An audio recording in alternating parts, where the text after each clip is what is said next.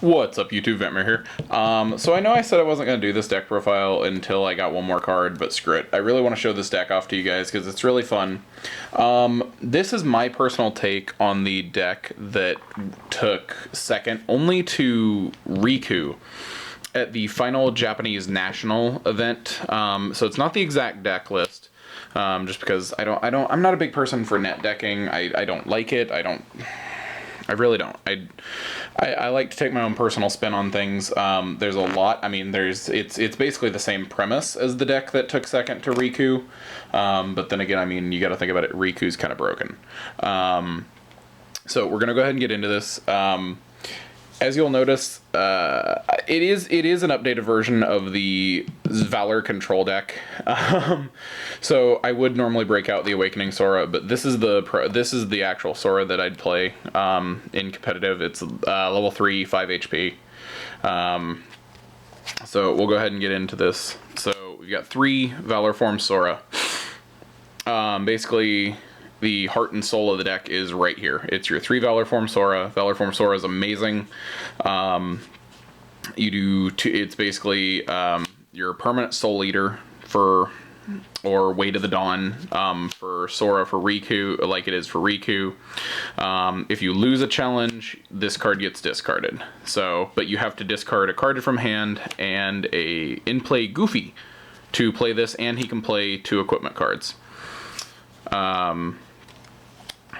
So yeah, those are your main things. And then this is one of the things that really made the deck kick off really hard in Japan,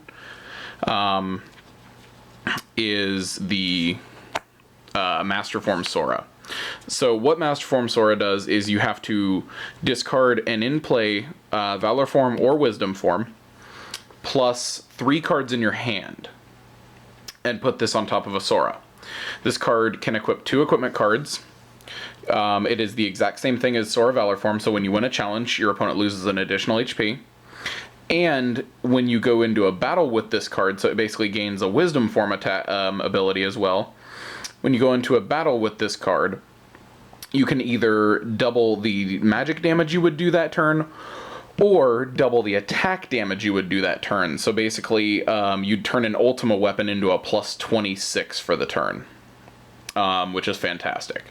So, but basically that's my I really enjoy the fact of, like, you can throw down a Master Form. It's just something really cool that you can do in the deck. Going to the level 0 friends. First off is the King and Chippendale. Chippendale is just your recycler. The King is just you're gonna search everything. And then 3 Owl. Neither player can play Magic Friend cards at any time. That's all Owl is in here to do. It shuts down one aspect of the game for your opponent because you don't play any Magic Friends. And then getting into the next part is Phil. He's your level 1 plus 6, so that's actually a really good support value for a level 1. Neither player can play Magic cards, which in this deck you do not play any Magic cards anyway, so it works out in your favor. So it just makes it really good right here.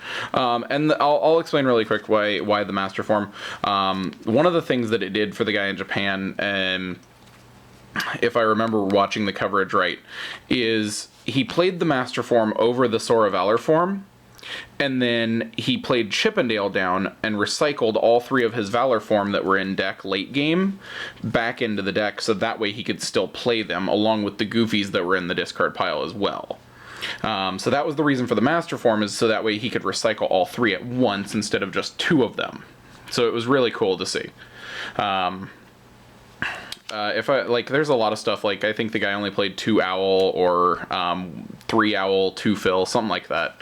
I'm not going to go over his profile. I don't remember everything he played, but, like, his and I's list are very similar, but at the same time, it's just the fact, like, you really can't get very... When it comes to a deck like this, you can get close, but as long as you're doing your own thing, just do it. So this just makes where you play no Magic cards at any time. You and your opponent. So then to kick off said Valor form. 3 Goofy. That's what he's in here to do. He's in here for your discard fodder. And then 3 Beast, level 1. The reason Beast is in here, you're not really ever going to use him for his regular effect. You're going to basically just use him for an in-play. He's a +5 attack support value. So that's basically why he's in here. Also, if you ran into this is actually my personal take. He didn't play Beast at all. I remember that. I really like Beast because he's a really good friend support. But if you run into a dark deck, you can actually pitch this off to get rid of one of their in-play mushroom, their black fungus, which is really good. And then the last couple, Sid and Pinocchio. I really like, and that's Sid. Pinocchio is my personal tech one in this deck. I really like Pinocchio in here, because if I know what my opponent's sitting on, if they've searched it just to pass turn for me to like be scared of it, I can discard Pinocchio from play, and then force my opponent to discard all copies of that card from their hand. So it's really good. And then Sid just helps refresh bad hands. Get into equipment cards. I play a total of 5 equipment cards, 2 Oathkeeper and 1 Oblivion. They're just really good equipment cards. And then 2 Winky Blade. Goldwing, even though it's a really kind of minimal plus on that right here, it's only a +2. If it's equipped to a Valor form Sora, if the Valor form loses a challenge, the Valor form does not have to be discarded, nor does this card.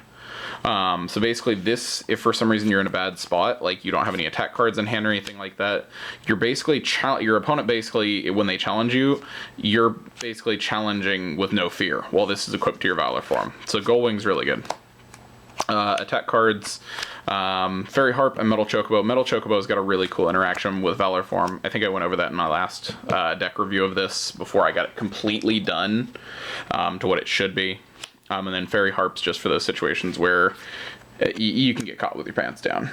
Really bad, really bad way to put it, but it's true. 3 Oathkeeper. You play this, you play Divine Rose, whatever. I just personally like to play the harder to find stuff like the rares, because I like Oathkeeper. And then your big attack cards are your Ultima and your Oblivion. Those are just kind of obvious. And then basically to shut off your World Racers, 3 Stealth Sneak, still one of the best Heartless in the game, still probably one of the top best 5. 1 Air Pirate. Air Pirate's just a really good card. Personally, I honestly, I've thought about cutting it, but it's just there. Honestly, it's just there. And then your 2 big guys are Behemoth and Cerberus. Basically, that's going to shut your opponent down real hard. And those, I enjoy it. And then the 4 worlds, normally I'd play 3, but since you play a level 0, that can shut your opponent's, like, you basically play around your 100 Acre Wood, play everything out of your hand, drop 100 Acre Wood. You're not minusing anything, but you're forcing your opponent to drop their entire hand, which could be a huge game changer.